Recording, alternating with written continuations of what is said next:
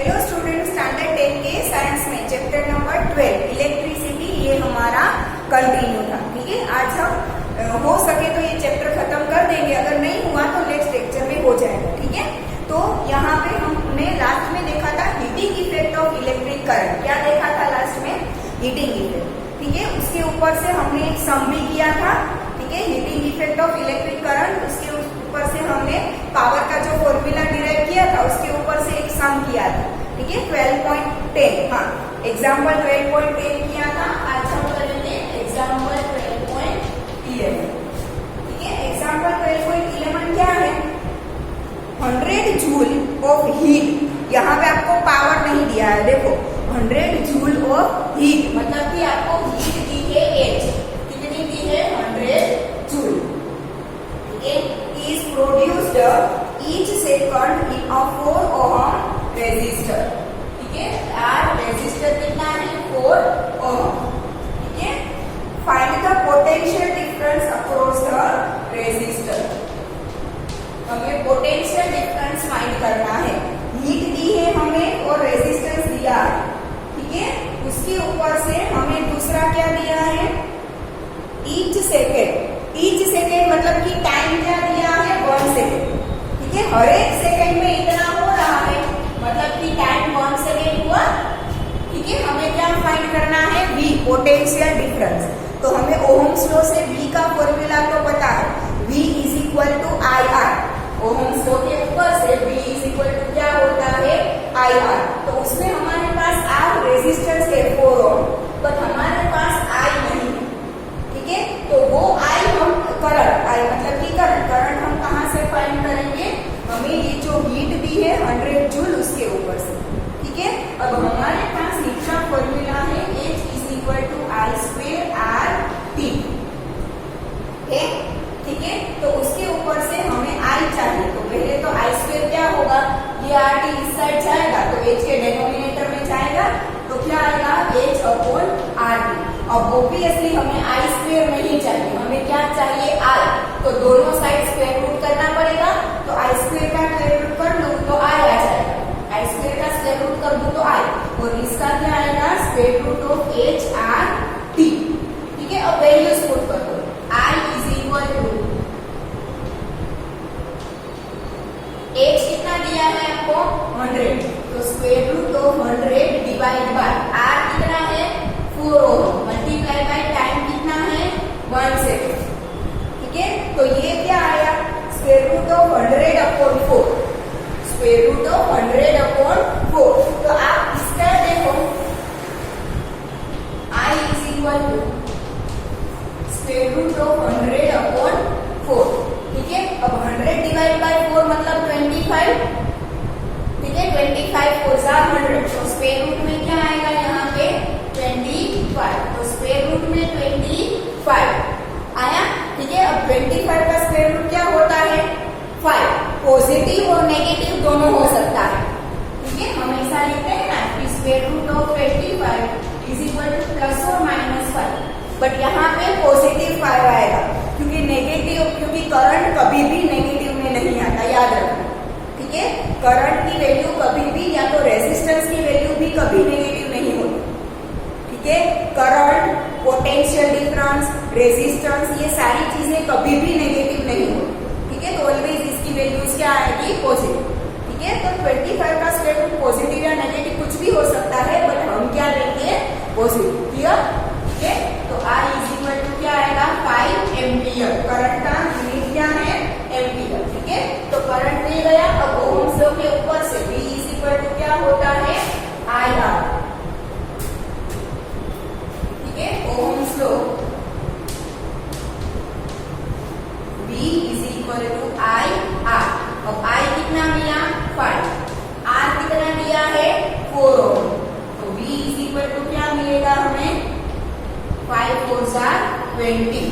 Potential difference का unit क्या है? वोल्ट। ये मिल गया हमें, जो फाइंड करने को बोला था वो। क्लियर? ठीक है, लिख लो सब। हो गया? ठीक है, then let's move to next topic. Next topic क्या है? Practical applications of heating effect of electric current. हमने last lecture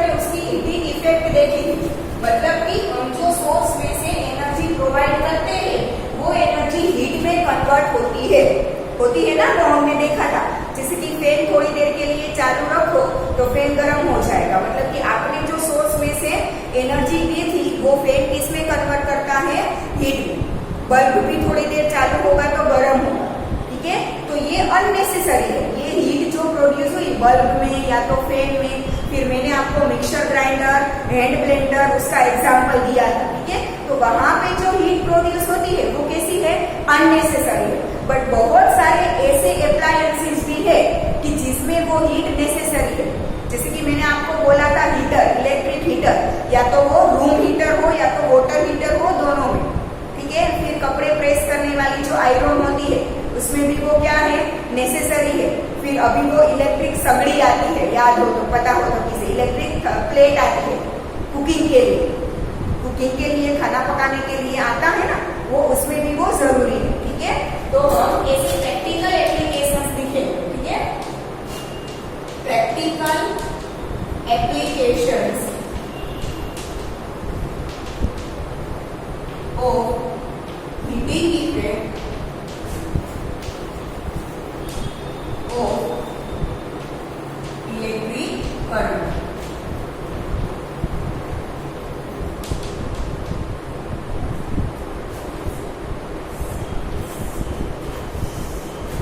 practical applications of heating effect of electric current, ठीक है। पढ़ते जाएंगे और समझते जाएंगे, बस ये जो मैंने अभी बोला ना, बस वही आया, ठीक है। बट जो बुक में दिया है उसी तरह से हम समझ लेते हैं, ठीक है। Now the generation of heat in a conductor is an inevitable consequence of electric current. Inevitable मतलब कि जो जरूरी नहीं है वैसी चीज बन रही है, पर इसका कोई ऑप्शन नहीं है, ठीक है ना। In many cases it is undesirable as it converts useful electric energy into heat, ठीक है। In many cases it is undesirable, बहुत सारे ऐसे केसेस है जिसमें वो अनडिजायरेबल है, क्योंकि जो यूजफुल इलेक्ट्रिक एनर्जी हमें देते हैं, हम उसे देते हैं, वो उसे हीट में कन्वर्ट करता है, ठीक है। जहाँ हीट की जरूरत नहीं होती है वहां भी हो, जैसे कि फैन में हीट की जरूरत है नहीं, फिर भी वहां पे होती है, तो हमने जो यूजफुल इलेक्ट्रिकल एनर्जी दी थी वो वेस्ट हीट में कन्वर्ट हो रही है, वो अनडिजायरेबल है, पर फिर भी वो होता है, तो हमारे पास उसका कोई ऑप्शन नहीं है। In electric circuits, the unavoidable heating can increase the temperature of the components. Unavoidable heating, जो हम avoid नहीं कर सकते, वो heat तो बनेगी, ठीक है। Can increase the temperature of the components. Circuit में हमने जो कंपोनेंट्स लगाए हैं, मतलब कि हमारे घर पे ये जो वायरिंग पूरा होता है उसे हम एक सर्किट बोल सकते हैं, ठीक है। और उसके कंपोनेंट्स क्या क्या होंगे, तो हमारे घर पे जो इक्विपमेंट्स होंगे दे आर कंपोनेंट्स, ठीक है। तो ये कंपोनेंट्स का टेम्परेचर क्या करता है, इंक्रीज करता है, ठीक है। एंड ऑल्टर देयर प्रॉपर्टीज, उसकी वजह से वो कंपोनेंट्स की प्रॉपर्टी क्या होती है, ऑल्टर मतलब कि डिक्रीज होती है, ठीक है। आपने देखा होगा धीरे धीरे कोई भी अप्लायंसेस हमारे घर में, इलेक्ट्रिकल अप्लायंसेस इक्विपमेंट्स होते हैं, वो कंटिन्यू लाइफ टाइम ऐसे ही चलते रहेंगे नहीं, कभी ना कभी तो वो खराब होंगे ना, बिगड़े, ठीक है। तो वो इसी की वजह से होता, ठीक है। However, heating effect of electric current has many useful applications. इसके अलावा उसकी यूजफुल एप्लीकेशंस भी है, बहुत सारे इक्विपमेंट्स में वो अननेसेसरी भी है, तो बहुत सारे इक्विपमेंट्स में वो यूजफुल भी है, ठीक है। तो इलेक्ट्रिक लॉन्ड्री आयरन बोला, कपड़े प्रेस करने वाली आयरन, इलेक्ट्रिक टोस्टर सबके घर में होगा ही, जिसमें हम सैंडविचेस बनाते हैं, ठीक है, या तो ब्रेड को गर्म करते हैं, ठीक है, दैट इज टोस्टर, ठीक है। तो इलेक्ट्रिक टोस्टर, फिर इलेक्ट्रिक ओवन, अब तो सबके घर में होता ही है, ठीक है। ऐसे बहुत सारे कम घर होंगे जिसमें इलेक्ट्रिक ओवन नहीं हो, ठीक है। फिर इलेक्ट्रिक केटल, अब तो वो भी आती है चाय बनाने की, इलेक्ट्रिक केटल, ठीक है। फिर एन इलेक्ट्रिक हीटर मतलब कि रूम हीटर या तो water heater, and are some of the familiar devices based on Joule's heating. हमने आगे देखा था ना Joule's law, H is equal to I square RT, ठीक है। तो आई स्क्वायर RT के ऊपर से H मतलब कि हीट मिलती है, तो उस लॉ के डिपेंडेंट ऐसे अप्लायंसेस भी है कि जिसमें हीट नेसेसरी है, ठीक है। The electric heating is also used to produce light, ठीक है। ये हीटिंग की वजह से लाइट भी प्रोड्यूस की जा सकती है। अब हीटिंग जो होता है, इक्विपमेंट जो हीट होते हैं उसे हम अवॉइड तो नहीं कर सकते, तो उसमें जो हीट प्रोड्यूस होती है उसका यूज कहीं तो कर सकते हैं ना, ठीक है। इलेक्ट्रिकल सर्किट में हमने इक्विपमेंट्स लगाए तो उसमें जो हीट प्रोड्यूस होती है वो हीट को हम अवॉइड तो नहीं कर सकते, बट उसी हीट का किसी दूसरी जगह पे यूज तो कर सकते हैं ना, ताकि वो वेस्ट ना हो, ठीक है ना। To produce light as in an electric bulb, हमने हमारे घर पे जो इलेक्ट्रिक बल्ब होता है ना वो ये हीटिंग इफेक्ट पे चलता है, ठीक है। अब तो किसी के भी घर पे शायद नहीं होगा, बट कहीं पे आप विलेजेस में जाओ तो अभी भी आपने देखा होगा येलो कलर के बल्ब होते हैं, अभी भी कई कई जगह पे वो डेकोरेशन में यूज होते हैं, देखे हैं आपने येलो कलर के बल्ब होते हैं, वो बल्ब हीटिंग इफेक्ट पे चलते हैं। किस पे चलते हैं? हीटिंग इफेक्ट पे, ठीक है। उसके अंदर आपने एक पतली सी वायर ऐसे एक पतली सी वायर लगी हुई देखी होगी, आप ध्यान से देखो तो आपको पता चलेगा कि ऐसे उसमें पतली सी वायर लगी है। This wire is known as filament. इस वायर को क्या बोलते हैं? फिलामेंट बोलते हैं। और ये वायर जो है ना उसका मेल्टिंग पॉइंट, मतलब कि मेल्टिंग जो टेम्परेचर होता है ना, मेल्टिंग पॉइंट वो बहुत ही हाई है। क्या है? बहुत ही हाई है। तो थोड़ी बहुत हीट की तो उसमें इफेक्ट भी नहीं है, ठीक है। उसकी ये जो इसका मेल्टिंग पॉइंट होता है ना वो वेरी हाई है, इसीलिए ये गर्म होने पर भी मेल्ट नहीं होता, ठीक है। तो हम जो इलेक्ट्रिसिटी देते हैं ना वो ये फिलामेंट उसे क्या करता है? हीट में कन्वर्ट करता है, बट इसका मेल्टिंग पॉइंट हाई है तो ये फिलामेंट खुद मेल्ट नहीं होता, बट टेम्परेचर क्या कर देता है? एकदम हाई, क्योंकि फिलामेंट है वो इलेक्ट्रिकल एनर्जी को किसमें कन्वर्ट करेगा? Heat energy. हम जो इलेक्ट्रिसिटी प्रोवाइड करते हैं that means the electrical energy, उसे वो किसमें कन्वर्ट कर देता है? Heat energy. खुद का मेल्टिंग पॉइंट बहुत हाई है तो खुद मेल्ट नहीं होगा, बट हमने जो इलेक्ट्रिकल एनर्जी प्रोवाइड की उसे वो हीट एनर्जी में कन्वर्ट कर देगा, ठीक है। फिर आपने देखा होगा कि उस पे हमने कांच लगा दिया है, उस पे कांच होता है ना बल्ब पे, ठीक है। वो कांच की वजह से अब ये हीट एनर्जी जो हीट प्रोड्यूस हुई वो कांच की वजह से वो हीट बाहर नहीं आ सकती। कांच की वजह से वो हीट क्या करती है? बल्ब के बाहर नहीं आ सकती, तो अंदर ही अंदर ज्यादा से ज्यादा हीट कंटिन्यू होती जाएगी। तो इतनी सारी हीट एक टाइम पे क्या करेगी? इकट्ठा हो जाएगी, तो वो बाहर निकलने की कोशिश करेगी, पर बाहर नहीं निकल पाएगी, तो एक साथ मिलके वो लाइट में कन्वर्ट हो जाएगी। किसमें कन्वर्ट हो जाएगी? एक साथ मिलके वो लाइट में कन्वर्ट हो जाएगी। आया समझ में?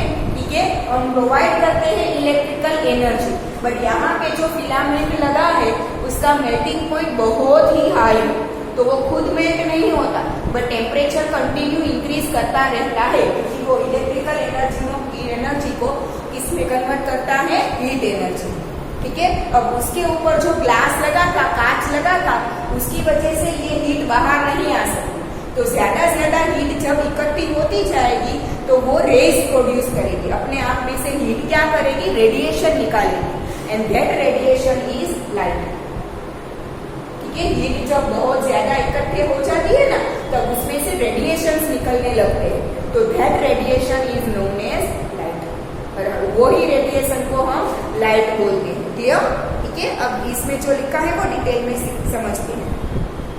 Here the filament must retain as much of the heat generated as is possible, ठीक है। ये जो फिलामेंट होता है ना वो जितनी हो सके उतनी ज्यादा हीट अपने आप में जमा कर देना चाहिए, ठीक है। वो मेल्ट नहीं होना चाहिए, हो सके उतनी ज्यादा से ज्यादा हीट को अपने आप में अब्सॉर्ब करना चाहिए, ठीक है ना। So that it gets very hot and emits light, इसी की वजह से ये हीट है, इसमें ज्यादा से ज्यादा इलेक्ट्रिकल एनर्जी, आपने स्विच ऑन की तो इलेक्ट्रिकल एनर्जी तो उसे कंटिन्यू मिलेगी, ठीक है। बट वो इलेक्ट्रिकल एनर्जी को फिलामेंट किसमें कन्वर्ट कर देता है?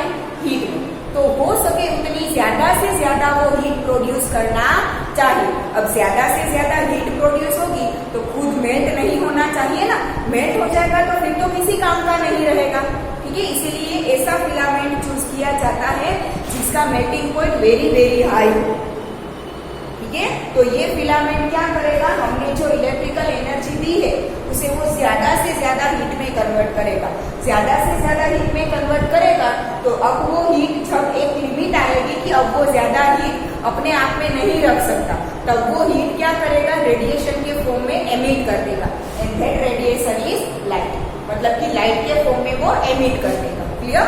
ठीक है। Very hot and emits light, it must not melt at such high temperature, इतने हाई टेम्परेचर पे भी फिलामेंट मेल्ट नहीं होना चाहिए। और strong metal with high melting point such as tungsten, जिसका मेल्टिंग पॉइंट है 3380 डिग्री सेल्सियस, ये फिलामेंट इसमें से बनता है टंगस्टन। टंगस्टन नाम की मेटल है, उसमें से बनता है, जिसका मेल्टिंग पॉइंट क्या है, 3380 डिग्री सेल्सियस। सोचो कितना हाई। ठीक है। समर में कभी कभी अगर टेम्परेचर 42 डिग्री सेल्सियस भी हो जाए ना, तो हम ऐसा बोलते हैं कि आज तो बहुत गर्मी थी, और पसीना छूटने लगता है बहुत ज्यादा। ठीक है। इतना टेम्परेचर हो जाए फिर भी हमें ऐसा लगता है कि कितनी गर्मी थी। तो सोचो 3380 डिग्री सेल्सियस, मतलब कि कितना हाई टेम्परेचर मिलता होगा उसे, फिर भी वो मेल्ट नहीं होता। ठीक है। इतना हाई टेम्परेचर है, इसीलिए तो वो लाइट को एमिट कर सकता है। Clear? Is used for making bulb filaments, ये मेटल फिलामेंट बनाने के लिए यूज होती है। ठीक है। The filament should be thermally isolated as much as possible. Thermally isolated मतलब कि उसमें से हीट बाहर नहीं निकलनी चाहिए, वरना तो हीट बाहर निकलती जाएगी तो लाइट एमिट कैसे करेगा। ठीक है। हम जो इलेक्ट्रिकल एनर्जी देते हैं वो हीट में कन्वर्ट तो करेगा, बट वो हीट वहां से बाहर नहीं निकलनी चाहिए, तभी तो ज्यादा हीट इकट्ठा होगी और लाइट के फॉर्म में एमिट होगी ना, वरना तो हीट ही चली जाएगी तो लाइट के फॉर्म में एमिट कहाँ से हो पाएगी। आया समझ में? तो ये हीट क्या होता है, इंसुलेटेड होना चाहिए। ठीक है। should be thermally isolated as much as possible using insulating support etc. The bulbs are usually filled with chemically inactive nitrogen and argon gases to produce the long life of filament. ठीक है। मैंने अभी बोला कि ये filament के ऊपर हम ऐसा देखो, अंदर ये दो सपोर्ट के ऊपर ये फिलामेंट होगा, ये दोनों तो सिर्फ सपोर्ट है, हाँ, ये फिलामेंट का पार्ट नहीं है। ऊपर ये जो वायर होता है ना, ये ही फिलामेंट है, ये फिलामेंट को दो सपोर्ट से जोड़ा होता है। ठीक है। फिर यहाँ पे हम होल्डर में ये फिट करते हैं। ठीक है। और ये बल्ब यहाँ से ऐसे शेप में होता है ना। ठीक है। तो यहाँ पे क्या होता है, inactive nitrogen and argon gases भरे होते हैं। क्या? इनएक्टिव। ठीक है। मतलब कि N2, ये इनएक्टिव नाइट्रोजन है। ठीक है। एंड आर्गन मतलब कि एयर। ठीक है। तो inactive nitrogen and argon gases यहाँ पे भरे होते हैं, और वो भी क्या करते हैं, इंसुलेटिंग मटेरियल की तरह काम करते हैं, ताकि फिलामेंट से हीट बाहर ना निकले और फिलामेंट की लाइफ बढ़ जाए। फिलामेंट की लाइफ क्या हो जाए, बढ़ जाए। क्लियर? ठीक है ना। Most of the power consumed by the filament appears as heat, but a small part of it is in the form of light radiated. हम यहाँ पे जितनी इलेक्ट्रिसिटी इसे प्रोवाइड करते हैं वो हीट में कन्वर्ट करेगा, बट ये हीट का बड़ा सा एक पोर्शन वो बल्ब को गर्म करने में यूज होगा, और थोड़ा छोटा सा ही पोर्शन है जो लाइट के फॉर्म में रेडिएशन को एमिट करेगा। आया समझ में?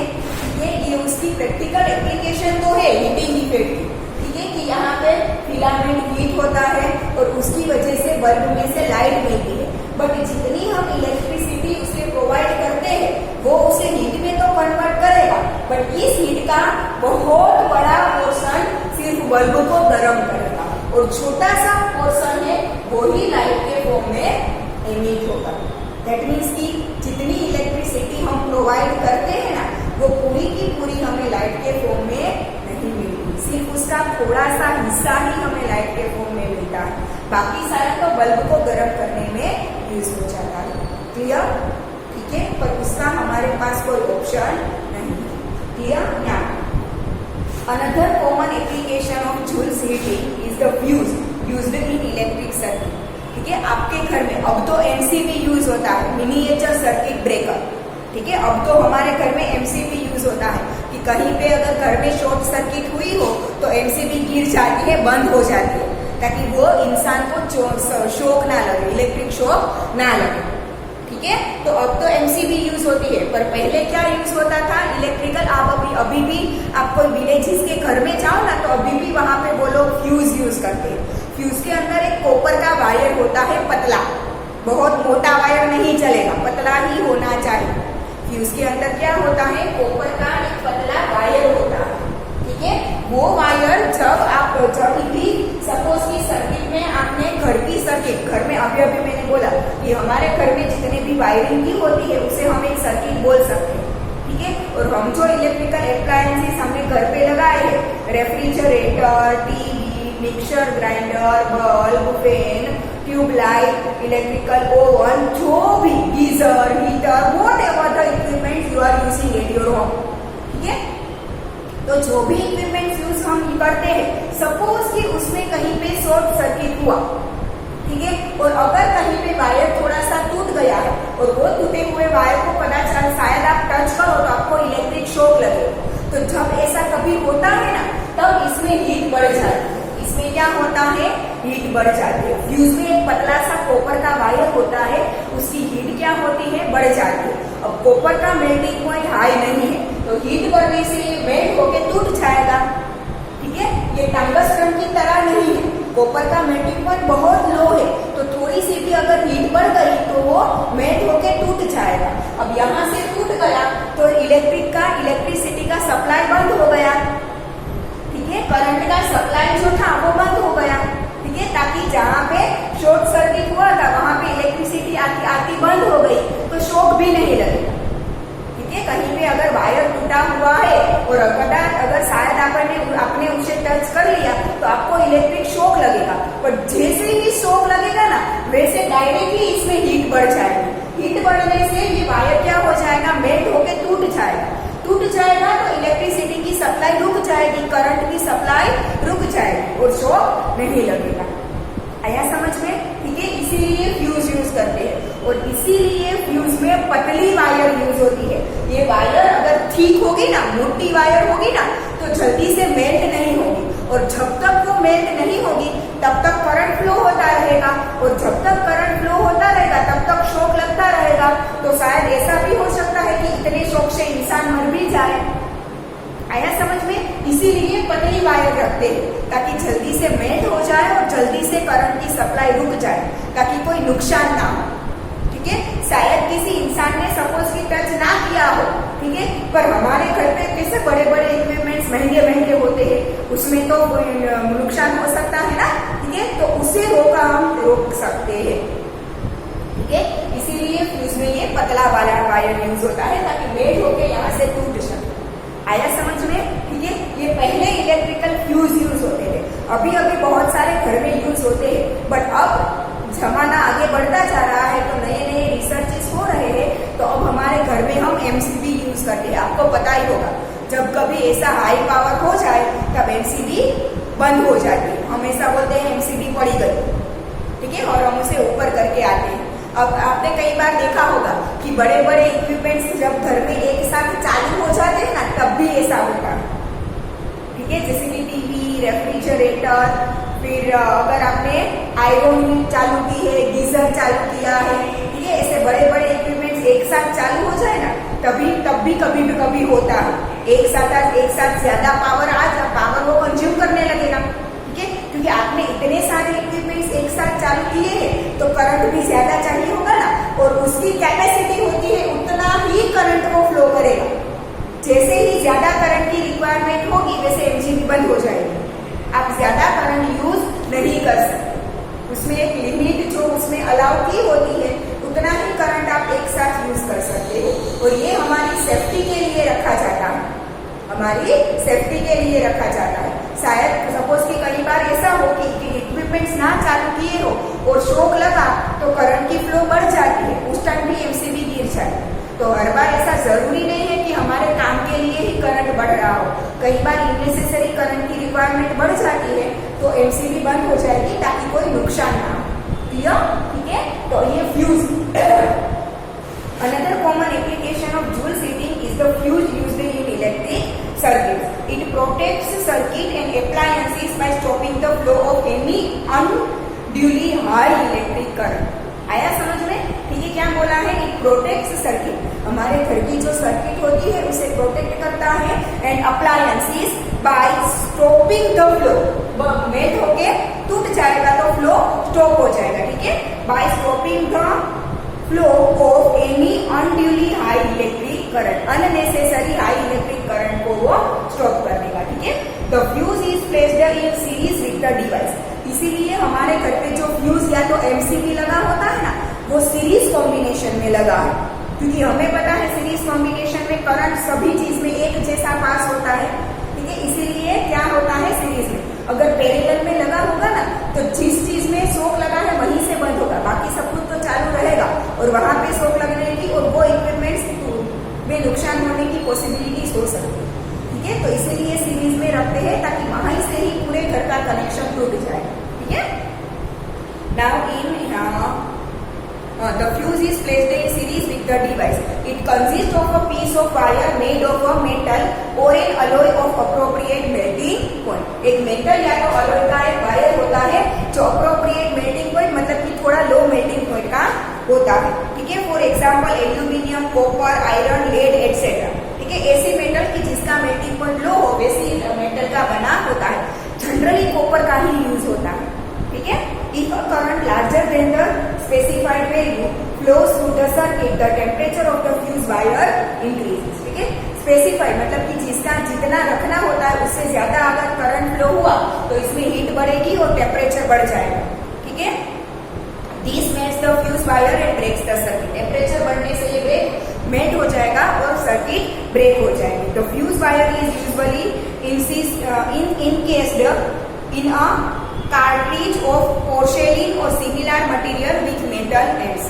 ठीक है, इस वायर को हम डायरेक्टली टच नहीं कर सकते. तो आपने देखा होगा कि व्हाइट कलर का सिरामिक का वो बना होता है. ठीक है, उसमें दो मेटल के आगे क्या होते हैं, बोल्ट जैसा होता है जिसके साथ ये वायर जोड़ा हुआ होता है ताकि हमें अगर फ्यूज को टच करना पड़े तो शॉक ना लगे. इसी वजह से वो पोर्सेलिन का ऊपर आपने देखा होगा व्हाइट कलर का पोर्सेलिन का बना होगा. ठीक है, जो कि इलेक्ट्रिकल इंसुलेटर है, उसमें इलेक्ट्रिसिटी सप्लाई नहीं है. ठीक है, the fuse wire is usually encased in a cartridge of porcelain और similar material with metal ends. The fuse is used for domestic purposes. Domestic purposes मतलब जो घर पे यूज होते हैं वो. ठीक है, are rated as 1 ampere, 2 ampere, 3 ampere, 5 ampere, 10 ampere etcetera. ठीक है, इतना लो करंट जैसे रिक्वायरमेंट हो घर की उस तरह से उसे सेट किया जाता है. ठीक है, for an electric iron which consumes 1 kmW electrical power when operated at 220 volt, a current of 1000 to 220 ampere, that is 4.54 ampere, will flow in the circuit. हम जो घर पे इलेक्ट्रिकल कपड़ों की प्रेस यूज करती है ना उसमें कितना करंट होता है, 4.45 एम्पियर जितना होता है. ठीक है, in this case a 5 ampere fuse must be used. ठीक है, तो उस केस में 5 एम्पियर का फ्यूज यूज होता है. तो हमारे घर पे जनरली 10 एम्पियर तक का फ्यूज रखते हैं ताकि 2-4 इक्विपमेंट एक साथ चल सके. ठीक है, पर उससे ज्यादा अगर चालू करोगे तो हीट बढ़ जाएगी, टेम्परेचर बढ़ जाएगा और ये ब्रेक हो जाएगा. क्लियर? ठीक है, आज चैप्टर खत्म नहीं हुआ, कोई बात नहीं, हम नेक्स्ट लेक्चर में कर देंगे. इलेक्ट्रिकल पावर एग्जाम्पल 12.12 एंड 12.13 इतना बाकी है, वो नेक्स्ट लेक्चर में हम कर देंगे. आज यहाँ तक